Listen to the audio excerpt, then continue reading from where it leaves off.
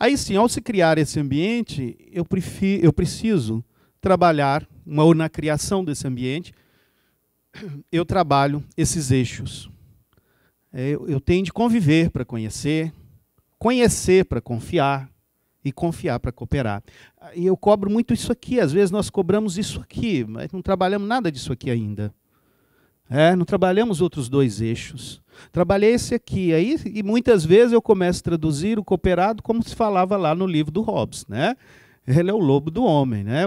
Porque tudo ele quer o mal, faz o mal. Mas muitas vezes eu estou cobrando só isso, mas eu não trabalhei os outros dois eixos, os outros dois pilares. E ao se trabalhar esses eixos, eu começo a trabalhar laços sociais. E que laços sociais se formam através de interações. São estabelecidos a partir da proximidade, contato frequente, fluxos de informação. Conflitos levam a fortalecer laços sociais. Jamais um grupo vai ter ali um mar de calmaria. Os conflitos são importantes, e são importantes, inclusive de serem levantados, ou suporte emocional.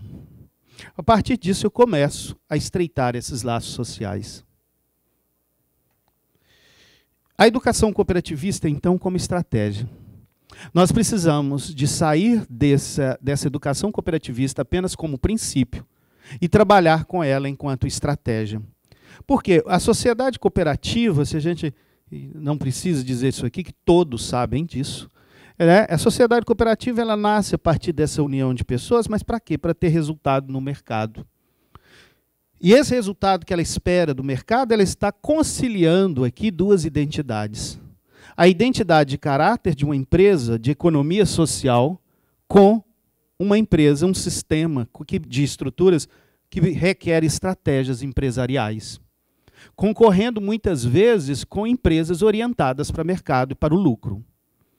Então, e dentro das Unimed, dentro do sistema Unimed, o que nós temos? Dentro da sociedade cooperativa da Unimed, nós temos, além dela, enquanto cooperativa, que é o objetivo de trazer resultado para o seu cooperado, que está lá no artigo 4º da Lei 5764, para isso que ela nasce. A sociedade cooperativa ela nasce para prestar serviço aos seus associados, trazendo melhor remuneração, melhor capacidade de prestação de serviço no mercado e por aí vai. Ela ainda tem um outro viés, que ela opera com plano de saúde. Sujeita à fiscalização, sujeita lá à ANS, sujeita ao PROCON e à judicialização e várias outras coisas. E essa sociedade cooperativa ela é uma sociedade de pessoas, então, que ela concorre no mercado com empresas orientadas para o mercado. São estruturas que não se sustentam sem o movimento das transações realizadas pelos seus cooperados. Daqui a necessidade de imaginarmos que eu preciso de trabalhar a educação cooperativista como estratégia. Porque, se ela é uma estrutura que não sobrevive sem o movimento das transações realizadas pelos seus cooperados, esse cooperado para nós é estratégico. Ele é estratégico. Porque, senão, esse negócio, ou ele para, ou ele acaba. Seu capital e recursos de funcionamento vêm desse quadro de cooperados. Ele depende desse quadro de cooperados. Mas seus donos nem sempre entendem os seus mecanismos e funcionamento e o seu caráter de empreendimento coletivo. Nem sempre entende. Daí requer a educação cooperativista enquanto estratégia. Citando Schneider, a educação cooperativista deve ser concebida como um instrumento apto para a criação e comunicação de valores, ideias e padrões de comportamento, gente, e formas de organização que instaurem uma nova sociedade. Então não adianta dar o mesmo tratamento, achar que o quadro de cooperados está pronto e acabado. Ou como eu ouço muitos dizerem, mas tem uns aqui que é melhor não vir mesmo, que só enche o saco. Não, calma lá. Nós precisamos gestionar esses que só enchem o saco. Porque, afinal de contas, são esses que estão tentando mudar alguma coisa. Muitos que nem lá vão, e que eu acho que está bom, que está tranquilo, está num mar aí de flores, é justamente aqueles que não ligam para o empreendimento, não estão nem aí para esse empreendimento. Nós temos de saber fazer essa leitura também.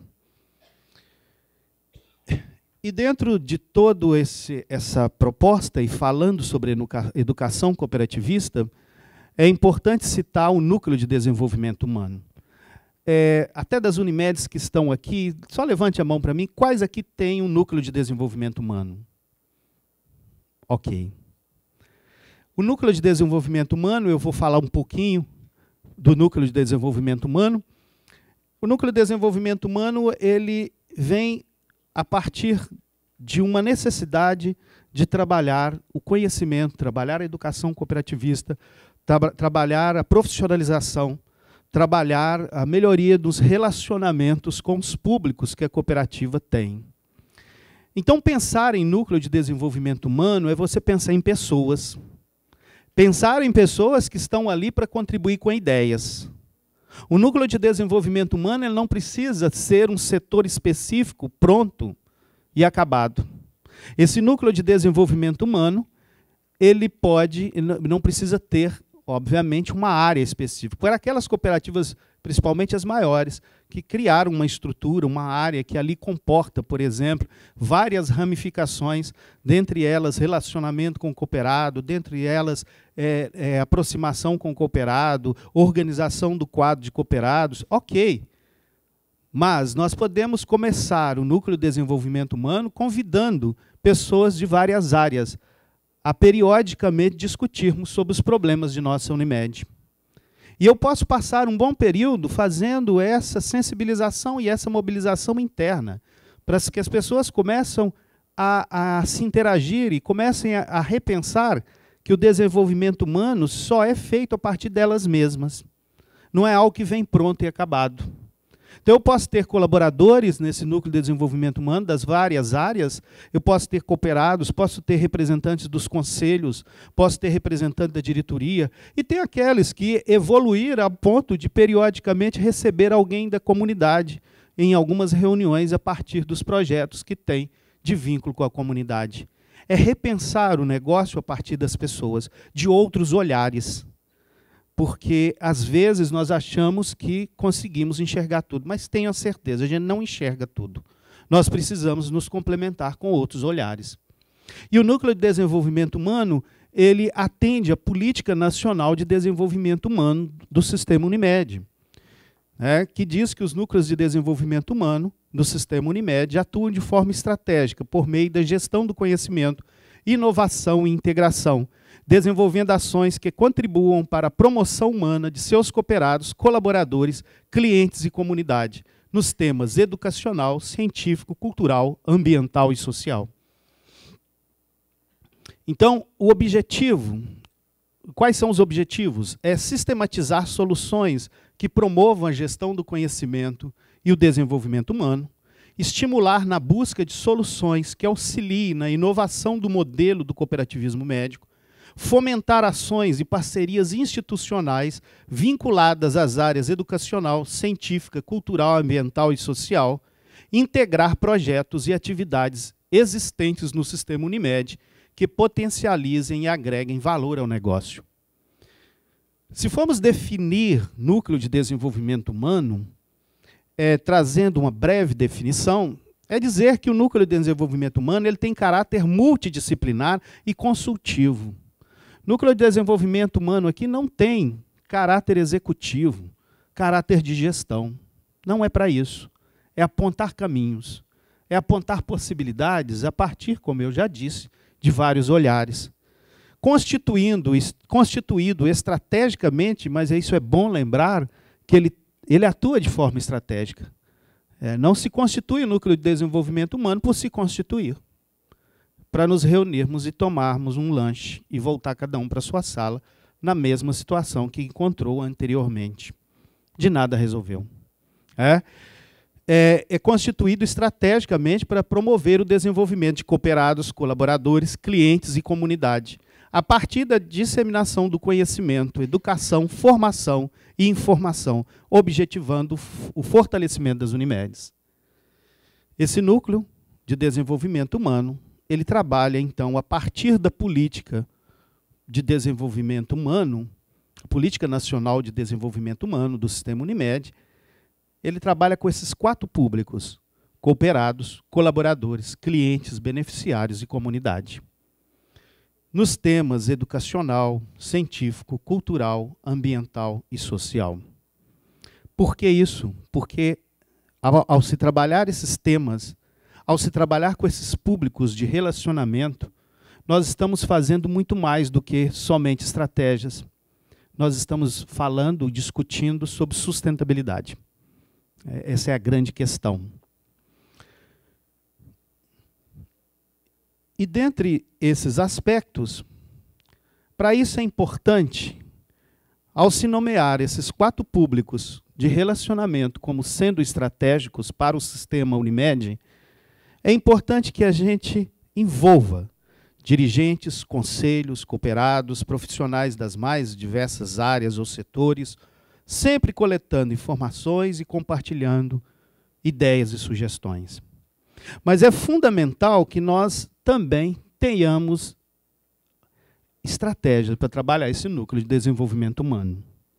Para isso, eu tenho de realizar diagnóstico, eu tenho de saber qual é a nossa realidade, qual é a realidade que nós temos com cada público deste, quais são os gargalos, os conflitos que estão sendo estabelecidos ou que já existem em relação a esses públicos. O que nós podemos aprimorar, o que nós podemos melhorar, e eu preciso planejar definindo objetivos estratégicos, metas, planos de ação e indicadores. E sempre trabalhar a medição disso aí, medir e a evolução do trabalho do NDH através de indicadores. Um desenho, um mapa, seria mais ou menos isso aqui. Jamais o trabalho do NDH também deve de perder de vista qual é a identidade institucional da sua Unimed. Visite sempre qual é a sua missão, qual é a sua visão, quais os seus valores. Tenha, através do ambiente interno e externo, um diagnóstico da relação no público interno, como é a relação com cooperados e colaboradores a partir do que ela tem de identidade institucional. E no público externo, clientes e comunidade, como é que nós temos esse relacionamento, ou quais são os desafios com esses públicos a partir da nossa identidade institucional. É desta forma que eu tenho condições de criar objetivos estratégicos, criar metas, plano de ação, criar indicadores e avaliar resultados. Por menor que seja a Unimed. Isso é fundamental que se planeje ao discutir estratégias com esses vários públicos. Para isso, é fundamental criar para cada público os objetivos estratégicos. Como diz lá no Alcorão, diz o seguinte: quando você não sabe onde quer chegar, qualquer caminho serve. Alice também, no Reino das Maravilhas, o gato falou isso com ela, né? No País das Maravilhas. Onde você quer ir, menina? Não sei. Então pega qualquer caminho. Por quê? Eu tenho que ter objetivos. Então, às vezes, a Unimed faz muita coisa, só que não mensura isso que faz. Não começa a verificar se isso está linkado à sua identidade institucional. Quais são os objetivos estratégicos para cada público? Isso é legal ser construído. A partir desses objetivos estratégicos, é que eu vou criando ações para cada público deste. E aí, sim, eu tenho de ter indicadores para mensurar todas essas ações. Eu trago aqui um exemplo. Nós fizemos uma oficina o mês passado, ou 2 meses, não me lembro, lá na Unimed de João Pessoa. E a Unimed de João Pessoa ela passou por vários processos de mudança, inclusive dentro do sistema de governança. E nessa oficina foi bacana, eu trago aqui como exemplo para vocês, lá a primeira coisa que foi feita para discutir isso dentro do NDH foi criar os objetivos estratégicos. Então, para vocês terem uma ideia, só a título de exemplificação, por exemplo, cooperados. Qual que é o objetivo estratégico que eles têm hoje com os cooperados? É resgatar o sentimento de pertencimento do cooperado, promovendo a consciência de sua importância para o desenvolvimento do empreendimento cooperativo. Esse é o objetivo deles, com cooperados. As ações deles vão estar todas, ações trabalhadas via NDH, estão voltadas a esse objetivo estratégico. Os colaboradores atrair, desenvolver e reter talentos, propiciando um clima organizacional saudável e favorável para que os colaboradores sintam-se comprometidos e motivados com os objetivos estratégicos da cooperativa. Para os clientes beneficiários, o objetivo deles é sensibilizar o quadro social da Unimed quanto à importância estratégica do cliente beneficiário para a sustentabilidade, propondo ações que contribuam no aprimoramento destas relações. O trabalho deles, nesse primeiro momento, é sensibilizar o público interno sobre a importância do cliente beneficiário. É começar a rever o modelo estabelecido nessa relação que a cooperativa estabelece com o cliente beneficiário. E na fala dos participantes, disse, não adianta nada a gente sair aqui com várias ações, sendo que conselhos, por exemplo, o próprio cooperado, o próprio colaborador lá na ponta, não para analisar a importância desse cliente beneficiário para o negócio. E a comunidade é estabelecer uma relação com a comunidade de forma sustentável, contribuindo para o desenvolvimento socioambiental e fortalecimento da marca Unimed. Então, esses foram os objetivos que eles traçaram. Trouxe apenas como exemplificação. Bom, indo para o último bloco, vocês devem estar pensando assim, ele falou que era um breve, né? Uma breve abordagem. Indo para o último bloco, organização do quadro social, OQS. Organização do quadro social pode ser uma das ferramentas a serem trabalhadas pelo NDH junto ao público cooperado. Encontro também, nessas minhas caminhadas, Unimedes que dizem, o negócio não, foi bom, no início foi bom, você lembra quando nós fizemos, mas tem uns 3 anos atrás, aí paramos de fazer esse trabalho com o cooperado e tal. Melhorou ter parado de fazer? Não, hoje temos vários problemas, vários conflitos, então aí está a resposta. Eu vou mostrar a vocês, não quer dizer que tem de ser um checklist, não significa que tem de ser dessa forma, eu vou mostrar a estrutura que eu venho trabalhando, e, lógico, depois também esses slides serão disponibilizados, fique à vontade para pensar aquilo que possa, né, ser útil e favorecê-lo lá no trabalho, na ponta.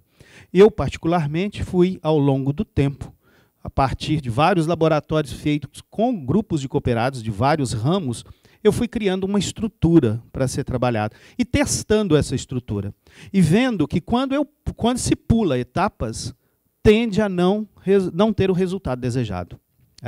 Então, eu compartilho aqui com vocês. Primeiro, definir o que é a organização do quadro social, esse OQS.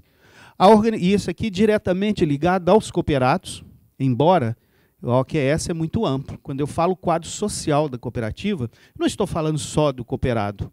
Eu estou falando de cooperado, eu estou falando de colaborador, eu estou falando da família do cooperado, eu estou falando sobre aqueles que ainda não entraram, não ingressaram na cooperativa, mas podem ser trabalhados para serem futuros cooperados. Estou falando para filhos de cooperados, eu estou falando de comunidade. Então, eu tenho aí vários públicos. Aqui, focaremos o quadro de cooperados. Ok, gente? A organização do quadro social é uma estratégia de gestão que busca estabelecer um processo contínuo de educação, formação, informação, comunicação e integração do quadro social, com a finalidade de melhorar a participação e consciência dos cooperados em relação ao empreendimento cooperativo, contribuindo para a sua sustentabilidade. Todo o trabalho, e mesmo quando eu estou trabalhando com os outros públicos, sejam família de cooperado, tem cooperativas que criam os núcleos de mulheres cooperadas, ou esposas de cooperados, núcleos de jovens cooperativistas, todo o movimento que se faz junto à comunidade, mostrando o que é cooperativa, qualquer estratégia como estas que nós estamos linkando, o objetivo maior é nós termos um cooperado mais consciente e participativo. Eu faço um trabalho na Cevale, lá em Palotina, no Paraná. Lá são 17 mil sócios. Qual que é o grande pilar da Cevale? Trabalhar o núcleo de cooperados, o núcleo de mulheres cooperativistas e o núcleo de jovens cooperativistas. No caso deles, por ser uma cooperativa agropecuária, a ideia fundamental é que precisa de ser levado, criar esse sistema de rede precisa ser levado a todas as esferas da própria comunidade, da sociedade, o que é a cooperativa e a importância dela ali. No caso dos cooperados, muito mais, porque lá nós trabalhamos justamente o cooperado enquanto sucessor na propriedade, porque senão, a longo prazo, não se tem sustentabilidade, porque ela vai ter queda em produtividade e, inclusive, a sua manutenção de contratos junto ao mercado. Então, tem de ser pensado agora, e é feito um trabalho latente. Esses são os grandes pilares da Cevalo. Então, ao se nomear aqui os seus vários públicos, o que se espera é buscar essa sustentabilidade. No nosso caso, vamos focar o quadro de cooperados. Quando nós falamos em criar o sistema de núcleos, é nós pegarmos o quadro social da cooperativa e ir criando os núcleos de cooperados. Esses núcleos de cooperados seriam como, não é mesmo? Por especialidade ou por temas. E aí eu vou dizer para vocês, eu seria leviano de falar assim, não, vai para especialidade, ou vai para o tema. Isso depende da sua realidade. Se você tem vários conflitos dentro do quadro de cooperados com as especialidades, não vá por especialidades. Porque senão você está apenas legitimando feudos. Então isso é um perigo. Então não seria dessa forma. Eu iria por eixos temáticos. Eu teria dentro de núcleos para discutir sobre temas específicos e não falar, não vamos criar um núcleo de tal especialidade.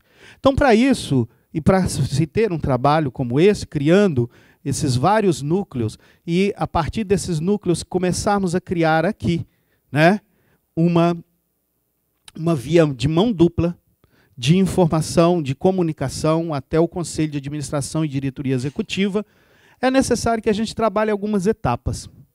É fundamental. E aí vou mostrar, mais uma vez, eu quero ratificar isso aqui. Não se pretende mostrar aqui um checklist, tá, gente? Mas é a estrutura que eu fui criando ao longo do tempo para trabalhar a organização de quadros de cooperados. A primeira coisa é a decisão dos órgãos de administração. Se a diretoria, executivo, conselho de administração não desejam fazer a organização de quadro social, não vai fazer, não vai acontecer. Se a diretoria e conselho de administração não vê isso como estratégia, com certeza não vai acontecer. E nós temos de começar com um diagnóstico. Eu vou fazer a organização de quadro social, mas eu não diagnostiquei. Quais são os problemas que nós temos hoje no nosso quadro de cooperados? Quais são os maiores desafios nossos com esse quadro de cooperados? Eu preciso diagnosticar isso. Eu tenho de definir a estrutura de OQS a ser adotada, isso que eu acabei de dizer para vocês. Algumas Unimedes fizeram a organização de quadro social por especialidades. Outras não, fizeram por eixos temáticos, justamente para poder trabalhar os vários conflitos internos que já existiam entre as várias especialidades. Tenho de fazer planejamento.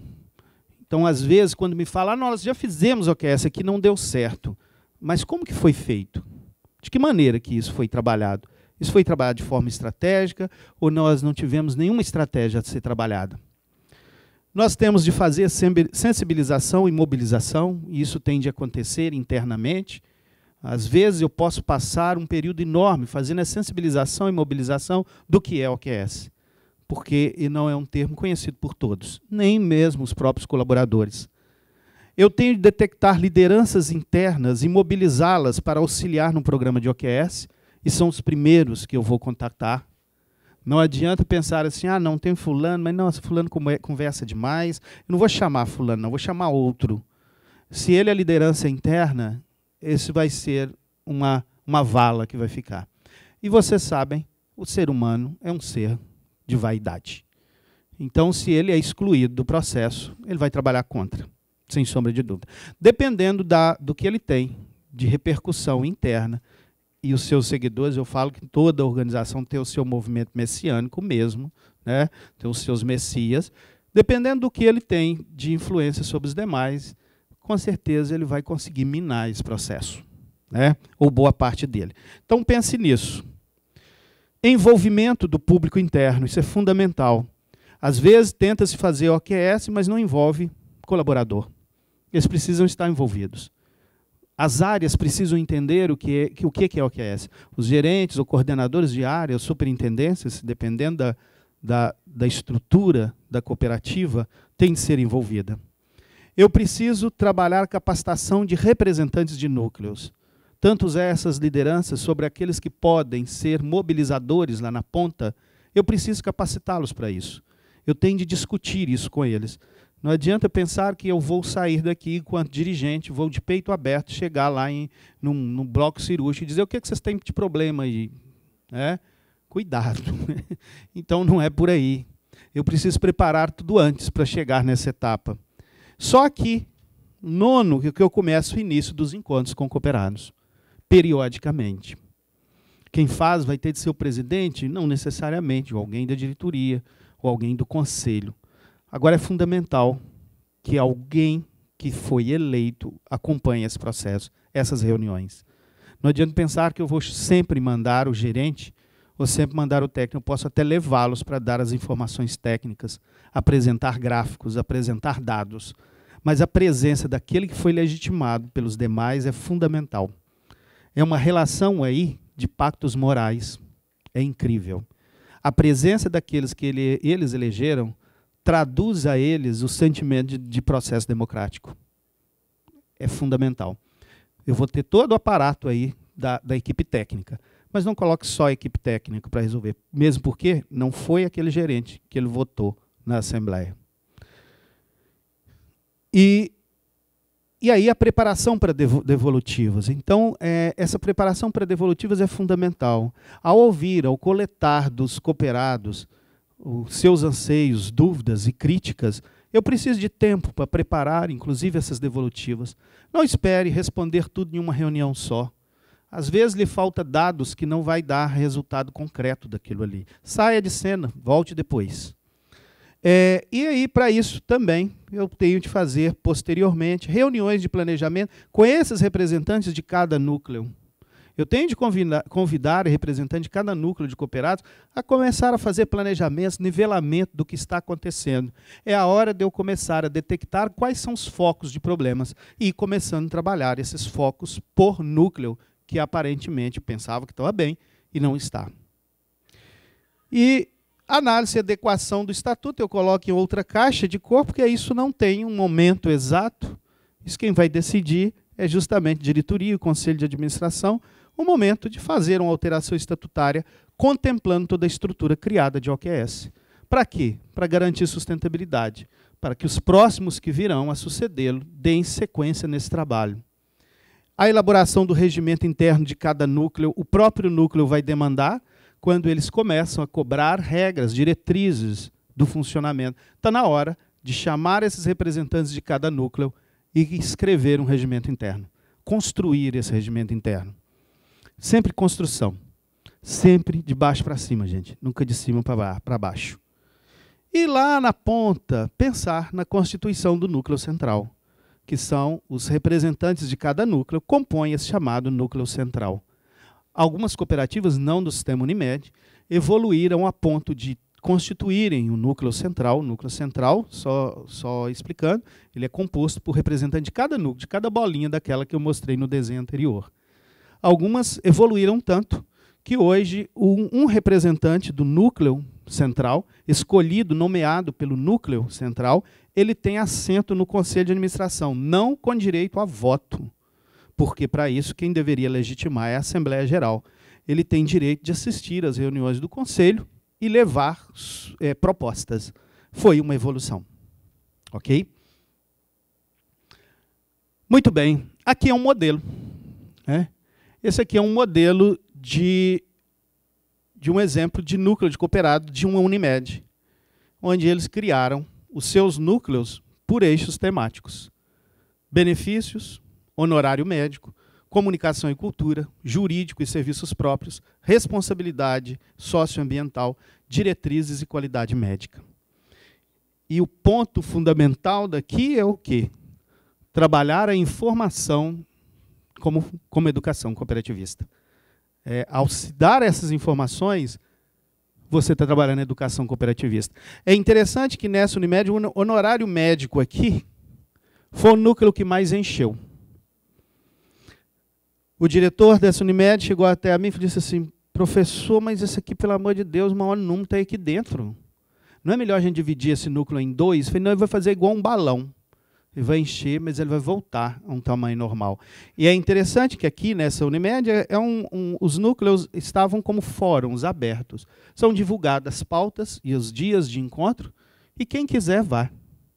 Não quer dizer, você faz aqui parte de diretriz e qualidade médica, você não pode vir. Não, todos podem ir em qualquer reunião que queira. E aqui, obviamente, todos estavam lá, porque a ideia foi, eu fui participando desse núcleo de honorário médico, eu melhoro meu honorário. E lá nós fomos trabalhar o quê? Custos assistenciais. Mostrar a eles o que é esse custo. E após mostrar o que é esse custo, pedir, e aí? Como aumentar o honorário médico? E é lógico que quando você começa a trabalhar a educação pela informação, volto àquele pilar, você começa a ter uma mudança de comportamento. Não vamos conseguir nunca 100%, esqueço. Graças a Deus, nada na vida é 100%. Mas você começa a mudar a própria postura desse quadro de cooperados.